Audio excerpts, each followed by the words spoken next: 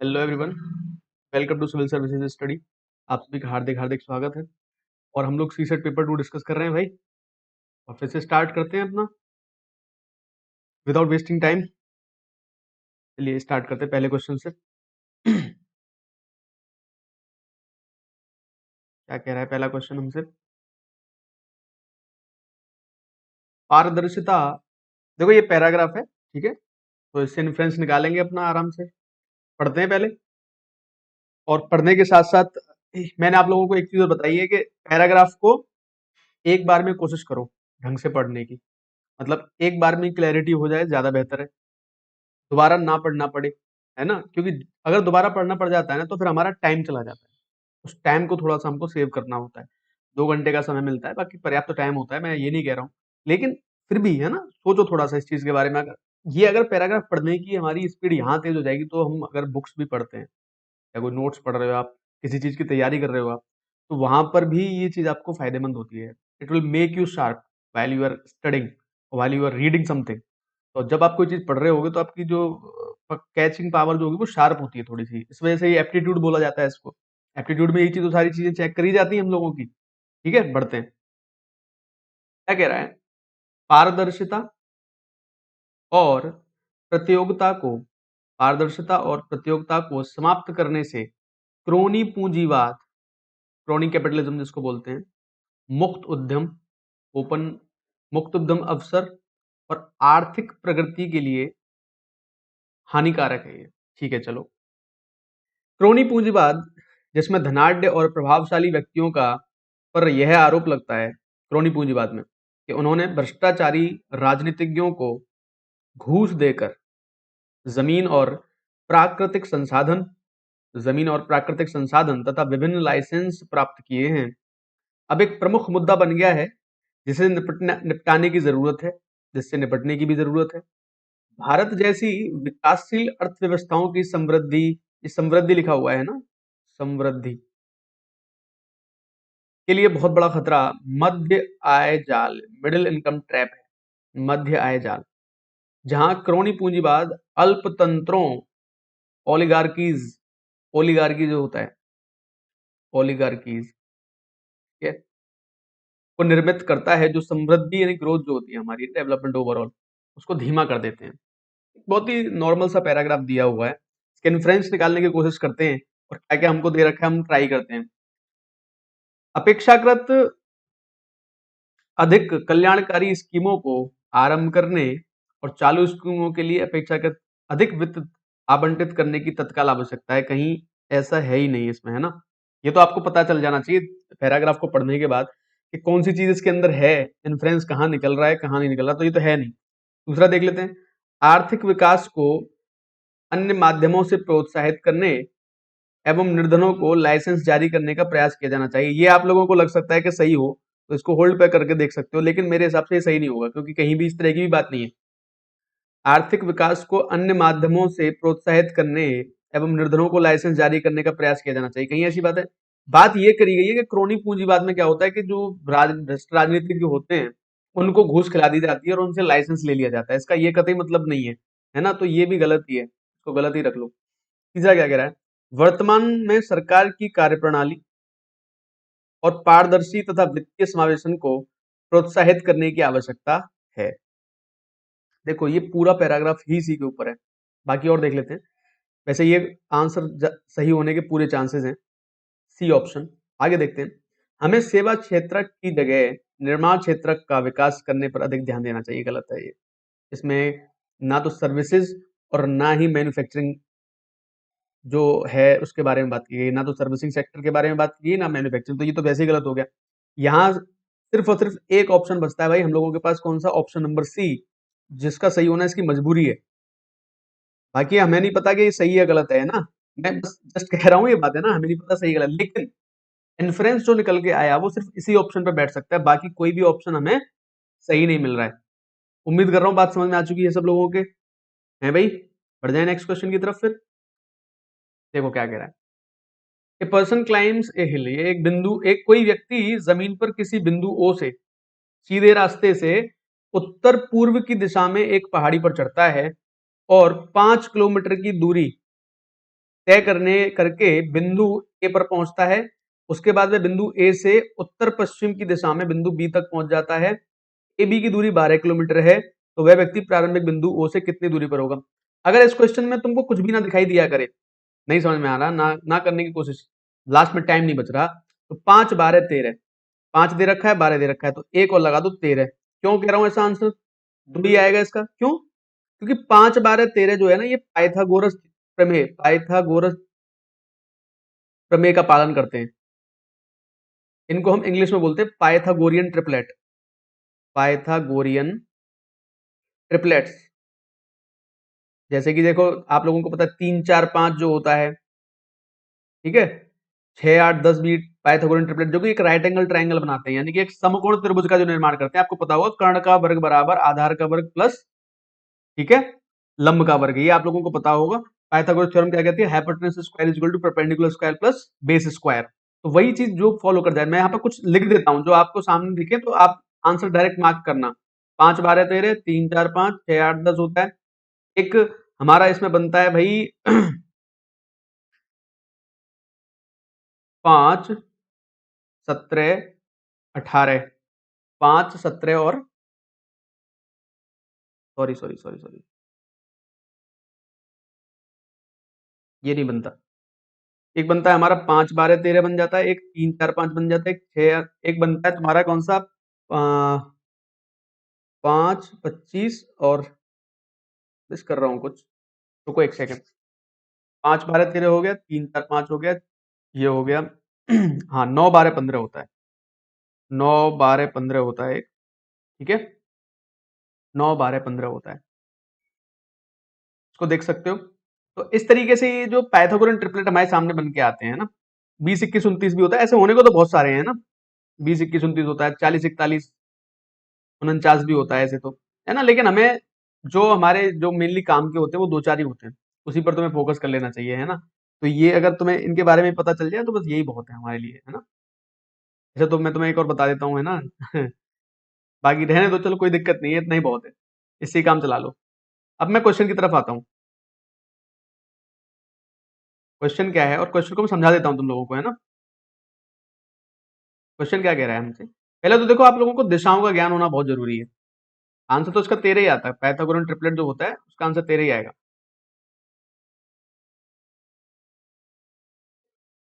देखो, दिशाएं किस तरीके से बनती हैं ध्यान देना।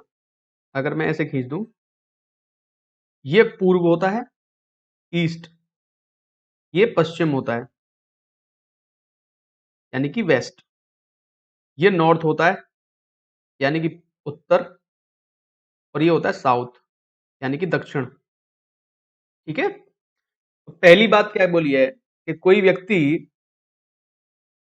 जमीन पर किसी बिंदु ओ से सीधे रास्ते से उत्तर पूर्व की दिशा में एक पहाड़ी पर चढ़ता है। उत्तर पूर्व किधर पड़ेगा, इन दोनों के बीच में, उत्तर है और पूर्व है, इसके बीच में एक पहाड़ी पर चढ़ता है, ठीक है, बीच में जा रहा है, एक पहाड़ी पर चढ़ता है और बिंदु ए पर पहुंचता है, 5 किलोमीटर का रास्ता तय करता है, ठीक है। फिर इस बिंदु ए पर पहुंचने के बाद ध्यान से समझना आप बात को, ए पर पहुंचने के बाद उसको दिशाएं ऐसी हैं उसके लिए, तो अभी क्या कह रहा है, ए पर पहुंचने के बाद उत्तर पश्चिम, उत्तर पश्चिम कौन सा होता है, ये वाला, उत्तर और पश्चिम के बीच में, तो यहाँ पे कौन सा बनेगा, ये वाला उत्तर पश्चिम बनेगा, नहीं बनेगा, बताओ भाई जरा। देखो इसको थोड़ा सा और मैं तुम्हें डिटेल में बता देता हूँ, थोड़ा सा और समझना, छोटा छोटा बना देता हूँ इसको। यहाँ पे देखो, ये चढ़ा यहाँ पे 5 किलोमीटर, ठीक है, ए पॉइंट तक।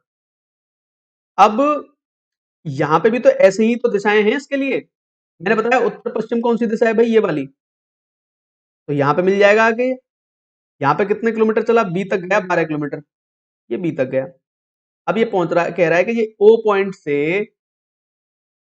से बी की दूरी कितनी है, कितनी दूरी पर है ये, तो ये यहीं पे तो है इस टाइम। तो मुझे बताओ जरा, एक पाइथागोरन ट्रिपलेट बना कि नहीं बना, तो 5 12 और ये कितना हो जाएगा 13, 13 का स्क्वायर कितना होगा, 5 का स्क्वायर प्लस 12 का स्क्वायर, 13 13 होते हैं 169, 5 होता है 25 और ये होता है 144, 125 और 44 कितने हो जाएंगे भाई 169, ये भी कितना हो जाएगा 169। आई बात समझ में, मतलब कि फिगर भी तुम्हें बनाने की जरूरत नहीं पड़ेगी अगर तुमने मेरी बात समझ ली। पाइथागोरन ट्रिपलेट अगर तुमको आते हैं, पाइथागोरस थ्योरम लगानी आती है, तुम सीधा इसका आंसर मार्क कर सकते हो। ठीक है, सीधा इसका आंसर मार्क कर सकते हो। हाँ तो देखो एक और लिख लो उसमें, पाइथागोरन 8 15 17 जो मुझे याद आते जाएंगे मैं लिखवाता जाऊंगा। 8 15 17 भी पाइथागोरन ट्रिपलेट होता है भाई। ठीक है, आ रही है बात समझ में भाई? चलो बढ़ते हैं आगे नेक्स्ट क्वेश्चन की तरफ। 7 24 25 भी होता है, जैसे जैसे याद आते जाएंगे मैं लिखवा दूंगा आप लोगों को, है ना। 7 24 25 भी एक पाइथागोरन ट्रिपलेट होता है, आप इसको नोट कर लेना। अगर ये दिख जाए 24 25 दिख रहे हैं तो 7 हो जाएगा, 7 और 24 लिख रहा है तो 25 हो जाएगा। मतलब मैं तो इसलिए लिखवा रहा हूँ इनको कि आपका काम आसान हो जाए, है ना। बढ़ते हैं नेक्स्ट क्वेश्चन की तरफ। क्या कह रहा भाई नेक्स्ट क्वेश्चन आपसे? जलवायु अनुकूलन अप्रभावी हो सकता है यदि दूसरे विकास संबंधी सरोकारों के संदर्भ में नीतियों को अभिकल्पित नहीं किया जाता। अब देख रहे हो हिंदी भी इस तरह से यूज करी है कि मतलब आसान नहीं है समझना, फिर भी हम इससे देखो कैसे इन्फ्लुएंस निकालते हैं हिसाब से, अपने से ध्यान से समझना। जलवायु अनुकूलन अप्रभावी हो सकता है यदि दूसरे विकास संबंधी सरोकारों के संबंध में नीतियों को अभिकल्पित नहीं किया जाता। उदाहरण के तौर पर उदाहरण के तौर पर एक व्यापक रणनीति एक व्यापक रणनीति जो जलवायु परिवर्तन के संबंध में खाद्य सुरक्षा की अभिवृद्धि करने का प्रयास करती है, कृषि प्रसार, फसल विविधता, एकीकृत जल एवं पीड़क प्रबंधन और कृषि सूचना सेवाओं से संबंधित उपायों के एक समुच्चय को सम्मिलित कर सकती है। ये सारी की सारी देखो समस्याएं फेस होती हैं, ये बात आप समझ लेना। ये जितनी भी चीजें बताई ये सारी की सारी समस्याएं हम फेस करते हैं। ठीक है, इनमें से कुछ उपाय जलवायु परिवर्तन से और अन्य उपाय आर्थिक विकास से संबंधित हो सकते हैं, दोनों चीजों से संबंधित ही हो सकते हैं। ये क्वेश्चन थोड़ा सा घुमा दिया, एक जलवायु परिवर्तन की बात भी की है, साथ में आर्थिक विकास की बात भी इसने कर दी है ना। अब तुमको ऑप्शंस पढ़ने पड़ेंगे, ऑप्शंस के अकॉर्डिंग हम लोग डिसाइड कर पाएंगे कि क्या कहना चाहता है। विकासशील देशों में जलवायु अनुकूलन जारी रखना कठिन है, ऐसी तो कोई बात ही नहीं हुई है, छोड़ो इसको। खाद्य सुरक्षा की अभिवृद्धि करना जलवायु अनुकूलन की अपेक्षा कहीं अधिक जटिल है, क्या इस तरह की भी बात हुई है? मैंने आपसे क्या बात बोली, अगर हम एक बार में कोई पैराग्राफ पढ़ रहे हैं तो उसका इन्फ्लुएंस थोड़ा बहुत क्लियर होना चाहिए माइंड में, है ना। क्या कह रहा है देखो, ये कह रहा है खाद्य सुरक्षा की अभिवृद्धि करना जलवायु अनुकूलन की अपेक्षा कहीं अधिक जटिल है। ऐसा नहीं कहा गया भाई इसमें, खाद्य सुरक्षा की अभिवृद्धि करने का प्रयास करती हैं, एक ऐसी बात की गई है, लेकिन इसका ये मतलब कतई नहीं है कि जलवायु अनुकूलन की अपेक्षा करना अधिक जटिल है, कोई ऐसी बात नहीं हुई है। ठीक है, तीसरे पे आओ। प्रत्येक विकासात्मक क्रियाकलाप प्रत्यक्षतः या अप्रत्यक्ष जलवायु से जुड़ा है, ये भी गलत है। अन्य उपाय कुछ जलवायु परिवर्तन से जुड़े हैं और अन्य उपाय आर्थिक विकास से संबंधित हो सकते हैं। ठीक है, तो ये तो बिल्कुल गलत हो गया, तो एक चौथा ऑप्शन बचता है, इसका सही होना इसकी मजबूरी भी है। मैंने क्या कहा, हम लोग एलिमिनेट कर सकते हैं ऑप्शंस को, अपने आप ही हमें सही मिल जाएगा उत्तर। क्या कह रहा है, जलवायु अनुकूलन की दूसरे आर्थिक विकास विकल्पों के संबंध में परीक्षा की जानी चाहिए। बिल्कुल सही बात है, देख रहे हो यहाँ पे कुछ उपाय जलवायु परिवर्तन से संबंधित है, अन्य उपाय आर्थिक विकास से संबंधित हो सकते हैं, तो अपने आप ही तुम आंसर पे पहुंच गए। यही हमारा आंसर बनेगा दोस्तों। ठीक है ना, समझ में आ रही होंगी सारी चीजें, है ना, उम्मीद तो यही कर रहा हूं मैं। बढ़ते हैं नेक्स्ट क्वेश्चन की तरफ। क्या कह रहा है, an agricultural feed is in the form of a rectangle having x1 meters length and x2 meter breadth. x1 and x2 are variables. If x1 x2 plus x2 is equal to 40 meters, then the area of agricultural land will not exceed which of the following values. तो ये तो भाई English में पढ़ दिया, हिंदी में देख लेते हैं एक बार क्या कह रहा है। हिंदी में ये कह रहा है कि एक आयताकार खेत है जिसकी लंबाई x1 मीटर है, चौड़ाई x2 मीटर है, x1 और x2 दोनों चर हैं, x1 प्लस x2 40 मीटर है, उस खेत का क्षेत्रफल निम्नलिखित में से किस एक समान से अधिक नहीं होगा। देखो इसका आंसर सीधा सीधा दिखाई देगा तुमको, 400, क्योंकि सबसे बड़ी संख्या यही है। अब 400 कैसे आ सकता है, ये भी आसान है तुम लोगों को समझाना। पहले तो आप मुझे ये बताओ, एक आयत का क्षेत्रफल क्या होता है? आयत का क्षेत्रफल सब लोगों को पता है क्या होता है भाई, लंबाई गुणा चौड़ाई। एरिया ऑफ रेक्टेंगल जो होता है, एरिया ऑफ रेक्टेंगल जो होता है वो क्या होता है भाई, लेंथ इंटू ब्रेथ। अब ये कह रहा है कि ये लेंथ तो है भाई x1, ब्रेथ है इसकी x2, ये दोनों मिला के आ रही है 40। अब x1 x2 की ऐसी कौन सी वैल्यू होंगी जिससे मैं क्षेत्रफल अगर निकालूं तो क्षेत्रफल में क्या होगा, x1 इंटू x2 हो जाएगा भाई। क्षेत्रफल तो गुणा करके आएगा ना दोनों का। क्षेत्रफल कैसे आएगा, गुणा करके x1 और x2 का दोनों का गुणा करके आएगा। समझ रहे हो इस बात को सब लोग। तो x1 x2 की ऐसी कौन सी वैल्यू हो सकती है जिससे मुझे सबसे ज्यादा वैल्यू मिले। तो देखो सब बराबर बराबर रखो, सबसे बेहतर विकल्प होता है बराबर रखना दोनों को। अगर 40 है तो दोनों को बराबर बराबर 20 20 में बांटो, तो 20 गुणा 20 कितना मिलेगा, 400। इसके अलावा तुम जो भी वैल्यू लोगे वो उससे छोटी आएगी। इसके अलावा तुम जो भी वैल्यू लोगे वो 400 से छोटी ही आएगी। क्यों आएगी, देखो इसका रीजन बताता हूं। एक बड़ी हो जाएगी तो एक बहुत छोटी हो जाएगी। मान लो एक को 30 लिया तो एक को 10 लेना पड़ेगा, तो 30 गुणा 10 कितना हो जाएगा, 300। एक को 25 लोगे तो एक को 15 लेना पड़ेगा। यानी कि सबसे बड़ी वैल्यू हमें कब मिलेगी, जब दोनों बराबर होती है। ये बात आप नोट भी कर सकते हो। सबसे बड़ी वैल्यू मिलती है दो नंबरों पे जब वो दोनों बराबर होते हैं आपस में, मल्टीप्लाई करने पर, गुणा करने पर। ठीक है, बढ़ते हैं नेक्स्ट क्वेश्चन की तरफ। क्या कह रहा है नेक्स्ट क्वेश्चन हमसे, ये बात क्लियर हो गई ना सब लोगों को, समझ में आ गया होगा ये तो। क्या कह रहा है, जलीय चक्र में जैव विविधता, बायोडायवर्सिटी की बात कर रहा है, अच्छा पैराग्राफ है। जैव विविधता की भूमिका की समझ बेहतर नीति निर्माण में सहायक होती है। जैव विविधत शब्द अनेक किस्मों के पादपों, प्राणियों, सूक्ष्म जीवों की ओर उन पारितंत्रों, पारितंत्र जानते हो ना, इकोसिस्टम, पारितंत्रों को जिसमें वे पाए जाते हैं निर्दिष्ट करता है।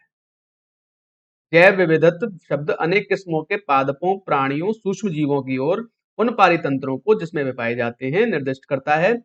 जल और जैव विविधता एक दूसरे पर निर्भर है। जल और जैव विविधता एक दूसरे पर निर्भर हैं। वास्तव में जलीय चक्र से यह निश्चित होता है कि जैव विविधता कैसे कार्य करती है। क्रम से वनस्पति और मृदा के प्रवाह को निर्धारित करते हैं। हर एक गिलास जल जो हम पीते हैं, कम से कम उसका कोई अंश मछलियों, वृक्षों, जीवाणुओं, मिट्टी और अन्य जीवों, ऑर्गेनिज्म से होकर गुजरा होता है। ठीक है भाई, समझ रहे हो इस बात को। इन परितंत्रों से, इस पारितंत्र से, इन पारितंत्रों से गुजरते हुए वह शुद्ध होता है और उपभोग के लिए उपयुक्त होता है। डिफरेंट डिफरेंट इकोसिस्टम से निकलकर वो पारितोषिक हो जाता है, यानी कि उसको फिल्टर कर दिया जाता है। समझना ध्यान से। जल की पूर्ति एक महत्वपूर्ण सेवा है जो पर्यावरण प्रदान करता है। उम्मीद कर रहा हूं कि पैराग्राफ तो समझ में आ गया होगा, है ना। अब ऑप्शंस पे चलते हैं, ऑप्शंस क्या क्या कह रहे हैं उसके अकॉर्डिंग हम इन्फ्रेंस निकालेंगे अपना। जैव विविधता प्रकृति जल के पुनर्चक्रण की सामर्थ्य बनाए रखती है। भाई पहला ही ऑप्शन सही है वैसे मेरे हिसाब से तो, क्योंकि देख ही रहे हो तुम लोग, पहला ही ऑप्शन सही होना चाहिए। बाकी आप पढ़ के देख लें हम लोग, बाकी ऑप्शन नंबर 1 इज करेक्ट। देख लेते हैं आगे। जीवित जीवों, ऑर्गेनिजम्स के अस्तित्व के बिना हम पेयजल प्राप्त नहीं कर सकते, ऐसा नहीं कहा गया। ऐसा कहीं कहा गया कि ऑर्गेनिज्म के बिना पानी नहीं मिलेगा हम लोगों को, ऐसा नहीं। इन्होंने फिल्ट्रेशन की बात की है कि ये विभिन्न विभिन्न इकोसिस्टम से गुजर के आता है और पानी फिल्टर हो जाता है, उसकी बात करिए तो ये नहीं होगा। पादम प्राणी, पादप होगा ये, पादप प्राणी और सूक्ष्म जीव आपस में सतत अन्योन्य क्रिया करते रहते हैं, ऐसा भी नहीं है। ऐसा भी नहीं है, हमेशा नहीं है, ऐसा नहीं होता।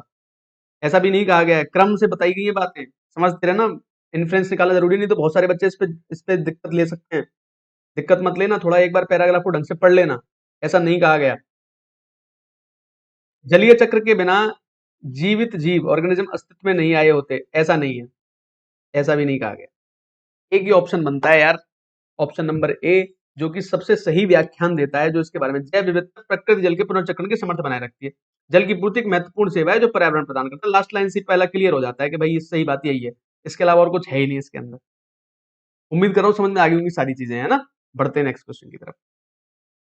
क्या कह रहा है, इन ए फैमिली ऑफ 5 मेंबर्स, 5 सदस्यों वाले परिवार में 3 वर्ष पूर्व सभी सदस्यों की आयु का योग 80 वर्ष था। 3 वर्ष पूर्व जितने भी मेंबर्स थे उनकी आयु का कंप्लीट योग कितना था, 80 था।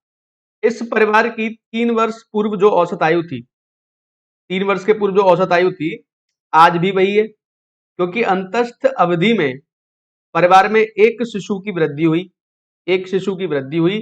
शिशु की आयु क्या है, एक शिशु की वृद्धि हो गई है, तो शिशु की आयु हमसे पूछिए, शिशु की आयु क्या है? अब ध्यान से मेरी बात समझना सब लोग। एवरेज क्या होता है भाई? कुल प्रेक्षणों का योग डिवाइड बाई कुल प्रेक्षणों की संख्या। और एवरेज का एक सही मीनिंग होता है इक्वल डिस्ट्रीब्यूशन, है ना? तो मैं आपको कुछ चीजें समझाते हुए चलता हूं यहां से। जैसे मैं 3 साल का गैप लेके चलता हूं, ये 3 इयर्स का टाइम स्पेन है, 3 साल का ये मैंने टाइम स्पेन ले लिया। यहां पर इस फैमिली में 5 सदस्य हैं और कुल आयु जो है 80 वर्ष है। कुल आयु कितनी? 80 वर्ष। तो इनका औसत कितना होगा? अगर मैं औसत आयु निकालूं, औसत आयु की बात मैं अगर करूं आप लोगों से, तो औसत आयु कितनी होगी? कुल आयु में से डिवाइड बाई 5 कर दोगे, कितनी आ जाएगी? 16। यहाँ जो औसत आयु है वो कितनी है भाई? 16। बात क्लियर हो गई होगी। अब वो कहते हैं कि 3 वर्ष पश्चात भी औसत आयु 16 है। ऐसा कैसे हो गया? क्योंकि एक बच्चा पैदा हो गया बीच में। अब बच्चा पैदा हो गया तो बच्चे की आयु तो कम है, अब उसकी आयु कम है, इस वजह से इनकी आयु 16 की 16 ही रह गई। लेकिन अब ध्यान देना, अगर बच्चा पैदा हो गया तो सदस्य हो गए 6। कुल सदस्य कितने हो गए? 6 सदस्य। क्यों? क्योंकि एक बच्चा पैदा हो गया, पहले 5 थे। इनकी औसत आयु 16 है, तो कुल आयु कितनी होगी इनकी? बताओ ना, कुल आयु कितनी होगी? 16 गुणा 6 कितना हो गया भाई? 96 वर्ष। पहले कुल आयु 80 थी, अब कुल आयु है 96 वर्ष। 16 वर्ष का इजाफा हुआ है, ठीक है। लेकिन लेकिन अब ध्यान देना, यहीं से आपका उत्तर आएगा। यहां +16 जरूर हुआ है, लेकिन मुझे एक बात बताओ, ये 5 सदस्य जो थे, ये 5 सदस्य जो थे, इनकी आयु भी तो 3 साल में बढ़ेगी कि नहीं बढ़ेगी? हाँ कि ना? हर सदस्य की आयु 3 वर्ष बढ़ी होगी कि नहीं बढ़ी होगी? हर सदस्य की आयु 3 वर्ष बढ़ी होगी ना? तो अगर इनकी 5 वर्ष यहाँ पर आयु है, तो 5 सदस्य हैं और 3 वर्ष बढ़ी है, तो कितनी आयु बढ़ गई होगी इनकी? 15 साल बढ़ी होगी ना? लेकिन ओवरऑल बढ़ा कितना है? 16। तो डिफरेंस कितने का है भाई? 1 वर्ष का, जो कि उस बच्चे की आयु हो गई। जो बच्चा पैदा हो गया बीच में, वो कितने साल का है? 1 वर्ष का है अभी। उम्मीद कर रहा हूँ सारी चीजें समझ में आ गई होंगी, नहीं तो एक बार इसको रिपीट करके देखना, जो जो चीजें मैंने बताई हैं रिपीट कर करके देख लेना, एक दो बार क्लियर हो जाएगा आप लोगों को, है ना? ये कॉन्सेप्ट ही क्लियर हो जाएगा सारा का सारा आप लोगों को। ठीक है, बढ़ते हैं नेक्स्ट क्वेश्चन की तरफ। क्या कह रहा है नेक्स्ट क्वेश्चन हमसे? देखो भाई, कह रहा है वित्तीय पिछले दशक में बैंकिंग क्षेत्रों का को मुख्यतः मध्य वर्ग और उच्चम मध्य वर्ग समाज को सेवा प्रदान करने वाले उच्च कोटि के स्वचालन और उत्पादों से पुनः संरचित किया गया है। ठीक है। आज बैंकिंग और गैर बैंकिंग वित्तीय सेवाओं के लिए ऐसे नए कार्यक्रमों की आवश्यकता है जो आम आदमी की पहुंच से बाहर ना हो। बहुत अच्छी बात कही है खैर इन लोगों ने। ठीक है, देखते हैं क्या क्या कह रहा है। इन्फ्रेंस निकालने पड़ेंगे, क्योंकि देखो पैराग्राफ बहुत छोटा है, उसके भी 4 इन्फ्रेंस निकाल के दिए हैं, तो उसमें हमें सोचना पड़ेगा कौन सा इन्फ्रेंस इसका सही हो सकता है, कौन सा गलत होगा। देखो ध्यान से, ये ऑप्शन है बैंकों के और अधिक स्वचालन उत्पादों की आवश्यकता है, ऐसा तो नहीं कहा गया। दूसरे पे आ जाओ। समझ गए ना ऐसा क्यों नहीं कहा गया? क्योंकि इसके बारे में बात ही नहीं हुई है। दूसरी क्या बात की गई है? हमारी संपूर्ण लोक वित्त व्यवस्था की आमूल पुनर्संरचना की आवश्यकता है। ये तो बहुत बड़ी बात हो गई, ये तो बहुत बड़ी बात होगी। ये तो सिर्फ बैंकिंग सेक्टर की बात कर रहा है यार। ठीक है, बैंकिंग और गैर बैंकिंग संस्थाओं का एकीकरण करने की आवश्यकता है। अब देखो यहाँ तुम लोग थोड़ा सा सोच सकते थे, लेकिन यहाँ पे आओ जरा। आज बैंकिंग और गैर बैंकिंग वित्तीय सेवाओं के लिए ऐसे नए कार्यक्रम की आवश्यकता है जो आम आदमी की पहुंच से बाहर ना हो। इसका ये मतलब कतई नहीं कि इनका एकीकरण यूनिफाइड कर दिया जाए इनको, तो एकीकरण नहीं है इसका मतलब। एक ऑप्शन बचा है जो सही होगा बस। अब तुम खुद ही सोच लो, हमने सारे के सारे एलिमिनेट कर दिए, तो एक ही ऑप्शन बचता है जो सही है। वो ऑप्शन क्या है हमारा? वित्तीय समावेशन को, फाइनेंशियल इंक्लूजन इसको बोलते हैं भाई। वित्तीय समावेशन का मतलब क्या होता है? फाइनेंशियल इंक्लूजन, जनधन इंक्लूजन इसको इंग्लिश में बोलते हैं। आप लोगों को याद होगा जनधन के लिए क्या कहा गया था कि फाइनेंशियल इंक्लूजन है, माइक्रो फाइनेंशियल इंक्लूजन है। घर घर तक बैंक जो अकाउंट खुलेगा, तो क्या होगा? माइक्रो फाइनेंशियल इंक्लूजन हो जाएगा। घर घर सूक्ष्म रूप से, मतलब हर आदमी का समायोजन हो जाएगा, है ना? वित्तीय समावेशन को संवर्धित करने की आवश्यकता, बिल्कुल सही बात है। यही कहेगा कि आम आदमी की पहुंच से बाहर ना हो। इसका मतलब क्या है? हर आदमी के पास बैंक अकाउंट होना चाहिए। मैं तो सिंपल सी लैंग्वेज में समझा देता हूँ आप लोगों को। तो फाइनेंशियल इंक्लूजन की बात करिए, सीधी सी बात। ठीक है, बढ़ते हैं आगे। नेक्स्ट क्वेश्चन क्या कह रहा है हमसे? ये कह रहा है कि the total salary of two person is equal, मतलब दो व्यक्ति हैं, उनकी कुल जो है आय बराबर है, लेकिन उनके भत्ते जो है ना, एक को मिलता है 65% भत्ता अपनी सैलरी पे, एक को मिलता है 80% भत्ता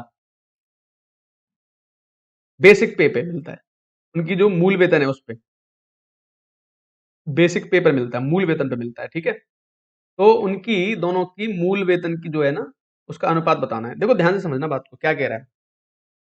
संपूर्ण वेतन से किस तरीके से बनाया, मैं देखो लिख के दिखा देता हूँ आप लोगों को। क्या कह रहा है, संपूर्ण वेतन जो है ना, संपूर्ण वेतन जो बना है वो किस तरीके से बना है, और वो बना है मूल वेतन प्लस भत्ता। ठीक है, संपूर्ण वेतन कैसे बनता है, मूल वेतन प्लस भत्ता। ठीक है, चलो भाई, अब ध्यान से समझना बात को, क्या क्या बताने वाला हूं। संपूर्ण वेतन जो होगा, टोटल सैलरी जो होगी, किस तरीके से बनेगी, पहले मैं बात करता हूं पहले आदमी की। पहले आदमी की बात करूं, मूल वेतन मान लो इसका ए है मूल वेतन। ठीक है, फिर इस ए का 80% और मिलेगा उसको। क्यों? क्योंकि भत्ता है, सॉरी 65% है। पहले वाले का कितना मिलता है, 65%। इस मूल वेतन का कितना मिल जाएगा, 65% मिल जाएगा। 5 से काट लें, 13 बार, और ये 20 बार। ये कितना मिल गया मुझे, ए प्लस 13/20 ए। इसको अगर मैं सॉल्व करूंगा तो 20 और 13 कितने होते हैं, 33/20 ए। पहले आदमी के जो टोटल इनकम है वो कितनी हो गई, 33/20 ए। दूसरे आदमी की कितनी आएगी, यहां से सेकंड की निकाल लो। सेकंड की कितनी होनी चाहिए बताओ जरा। सेकंड वाले का मूल वेतन मान लो बी है, प्लस उसको कितना मिलता है अपने पे, 80%। कितना मिलता है, 80% मिलता है, 80%। तो इस पे 80% और जो दो, बी का 80/100 कर देना यहाँ से। कितना आ जाएगा, 5 से काट लो, ज्यादा सही रहेगा। 5 से 16 बार, 5 से 20 बार। कितना हो जाएगा, 20 और 16 कितना, 36। 36/20 भी आ जाएगा यहाँ पे। ठीक है, ये सेकंड वाले की हो गई। समझो ध्यान से बात को। अब कह रहा है ये और ये दोनों बराबर हैं, इक्वल उठा रहे हैं ना दोनों, संपूर्ण सैलरी तो बराबर है ना दोनों की, तो बस बराबर रख दो इनको यहाँ पे। यानी कि जो 33 बटे, पहले वाले का कितना है, 33/20 ए, और दूसरे वाले की कितनी, 36/20 भी, कैंसिल कर दो। ए और बी का जो अनुपात मुझे मिलेगा वो कितना मिल जाएगा, देखो 36/33। यही हमसे पूछा है। 3 से कट जाएगा 12 बार, और 3 से कट जाएगा 11 बार। उत्तर आ गया अपना, कौन सा, चौथा ऑप्शन, 12:11। पेपर का है वो क्वेश्चन है गाइस, टी सेट का भी क्वेश्चन है, तो ये मत सोचना, कर लेना एक बार, देख लेना ध्यान से। सी सेट का आया हुआ क्वेश्चन है ना, आपके सी सेट पेपर 2 में पूछा गया क्वेश्चन है ये, जो मैं डिस्कस कर रहा हूँ आप लोगों के साथ में, है ना। देखो ध्यान से, क्या कह रहा है नेक्स्ट क्वेश्चन। देखो भाई, मलिन बस्तियों में सुरक्षित तथा, मलिन बस्तियों में सुरक्षित तथा संधारणीय, सुरक्षित तथा संधारणीय सफाई से महिलाओं और लड़कियों को, बहुत ही अच्छा क्वेश्चन है भाई, देखो ध्यान से समझते रहना, वो उनके स्वास्थ्य, सुरक्षा, निजता, प्राइवेसी तथा समान के रूप में असीमित लाभ होता है, यानी इक्वेलिटी। तथापि शहरी सफगे बपर बनने वाली अधिकार योजनाओं और नीतियों में महिलाओं महिलाएं प्रतिलक्षित नहीं होती हैं, महिलाएं प्रतिलक्षित नहीं होती हैं। यह तथ्य कि महिला ढोने की प्रथा आज भी अस्तित्व में है, आज भी अस्तित्व में है। यह दिखाता है कि प्रवाही फ्लश शौचालयों को बढ़ावा देने तथा शुष्क शौचालयों को बंद करने को लेकर अभी तक बहुत कुछ नहीं किया गया है। आपको पता है मेला ढोने वाले अभी भी हैं, एवेंजर्स, सॉरी, जो अभी भी अपने गांव वगैरह में आप देख सकते हो इस तरह के काम होते हैं। शहरों में तो चलो फ्लश वाले टॉयलेट्स वगैरह अवेलेबल हो गए हैं, सब चीज़ हो गई है, पहले ऐसा नहीं होता था। पहले तो सब लोग बुलाते थे, कोई ना कोई करके जाता था सफाई, है ना, उसी के बारे में बात कर रहे हैं ये लोग। ठीक है। स्वच्छता के अधिकार की दिशा में स्वच्छता के अधिकार की दिशा में बहुत बड़े पैमाने पर अधिक स्थायी और मजबूत अभियान शुरू किया जाना चाहिए। ठीक है। यह मुख्य रूप से मैला ढोने के उन्मूलन पर ध्यान केंद्रित करने वाला होना चाहिए। मैला ढोने वालों पे उन्मूलन की बात की गई है, सबसे इंपॉर्टेंट बात यही है इसमें। बात आगे की करते हैं। क्या कह रहा है? एक्चुअल में पैराग्राफ पढ़ के इतना मुश्किल नहीं लगा हम लोगों को। हो सकता है मुश्किल आते कहाँ पे हैं, जब ऑप्शन एलिमिनेट करने की बात हमारे सामने आ जाए कि भाई ऑप्शंस कैसे एलिमिनेट होंगे इसके। ठीक है। क्या कह रहा है? शहरी सफाई समस्या का पूर्ण निराकरण केवल मैला ढोने के उन्मूलन से ही किया जा सकता है। यार देखो, ये तो बात सही नहीं है। नहीं है सही बात। सिर्फ मैला ढोने से हो जाएगा क्या उन्मूलन? मैला ढोने के उन्मूलन से सारी चीजें सही हो जाएंगी क्या? ऐसा नहीं कहा गया इसमें, है ना। दूसरा, शहरी क्षेत्रों में सुरक्षित सफाई व्यवहार की जागरूकता को अधिक प्रोत्साहित करने की आवश्यकता है। ध्यान से देखना क्या दिखाने वाला हूं। स्वच्छता के अधिकार की दिशा में बहुत बड़े पैमाने पर अधिक स्थायी और मजबूत अभियान शुरू किया जाना चाहिए। इसका मतलब क्या है कि सेकंड ऑप्शन जो है ना, ये सही है। इसको अधिक प्रोत्साहन देने की जरूरत है। आप लोग देखना किस तरीके से एलिमिनेट करता हूं मैं, उससे आपको बहुत फायदा मिलेगा। तो केवल बी ऑप्शन जो होगा ना, वो हमारा सही होगा। ठीक है। आपको समझ में आ जाएंगी सारी चीजें, हम क्या ये क्या डिस्कस करना चाहता है। एक बार उस पैराग्राफ को थोड़ा सा ढंग से पढ़ लो, उसके बाद काम खत्म। अब क्या कह रहा है ये, नेक्स्ट क्वेश्चन और देख लेते हैं। क्या कह रहा है भाई? A person stands at the bottom of the ladder if he had, ये क्या कह रहा है? एक व्यक्ति सीढ़ी के तल के पायदान, पहले पायदान पे खड़ा है, तो सीढ़ी है, सीढ़ी के तल के फर्स्ट पायदान पे खड़ा है। ठीक है। चार पायदान और चढ़ा, एक दो तीन चार, यानी कि एक दो तीन चार, अब कौन से पे पहुंच गया? पांचवें पे। ठीक बीच वाले पायदान पर चढ़ने के लिए उसे चार पायदान और चढ़ने पड़े। अच्छा, ये मिडिल वाला आ गया, पांच ही ऊपर होंगे इसका मतलब। तो कितने हो गए इसके अंदर? पांच प्लस पांच, बहुत ही, अरे ये तो बहुत इजी क्वेश्चन था यार। ठीक है, 10 होंगे। ये भी क्वेश्चन आया हुआ है इसलिए मैंने उठाया था, मुझे नहीं पता था इतना सिंपल है ये क्वेश्चन। ठीक है। चलो भाई, फिर ठीक है, थैंक यू। और इसी तरह कंटिन्यू करेंगे हम लोग। आप सपोर्ट देते रहिए। Your supports, your comments, your like, your share, these are the motivation things. ये हमें मोटिवेट करती हैं, इन चीजों से मोटिवेट होते हैं हम लोग। तो करते रहिए। ठीक है भाई, धन्यवाद।